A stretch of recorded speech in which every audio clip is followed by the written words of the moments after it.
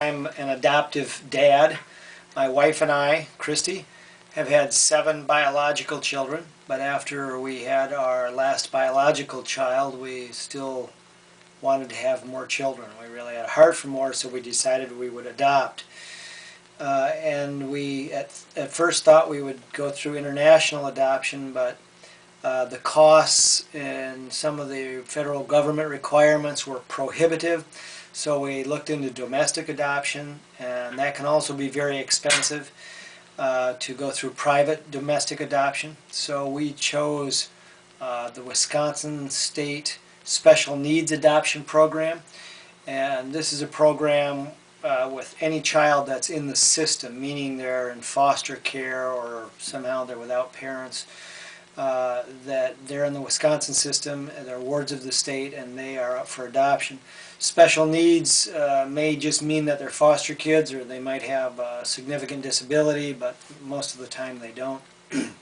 So we have now adopted 6 children through the Wisconsin Special Needs Program, and we are in the process of 3 more. So we will have 9 adopted children and 7 biological children for a total of 16, and we think that will be it.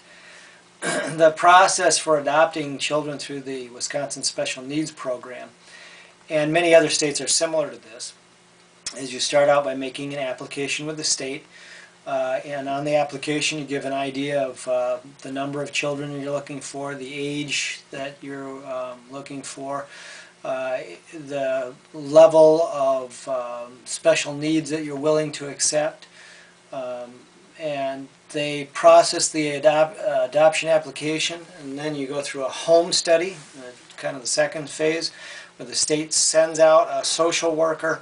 You fill out a stack of forms that look like a book, but it's mostly background information and insurance and health checks, those kinds of things. They inspect your home. Then they do an evaluation on your family, whether it's suitable for adopting children and what kind of children. And then if they approve it, then your home study is in the system, the state system, and they start to circulate that to different county agencies that might have children that would be available because the parental rights have been terminated. And they'll, when they think they've found a match, they call us back. That's what they do with us. They called us back and said, you know, we think we have this child or these children as a match. And sometimes you might be in agreement with them, sometimes not. There was one child we didn't think would be a match for our family, but for the most part they did a pretty good job with matching. And so then you have to foster the child, so the child comes and lives with you for, first there's a few preliminary visits, but assuming that everything goes well, then the child comes and lives with you and you actually act as a foster parent for 6 months. At the end of 6 months, then you're eligible to adopt the child. You have to petition the courts. The courts then set a court date. You go in front of a judge, and he gives you the final approval on the adoption, and it's done.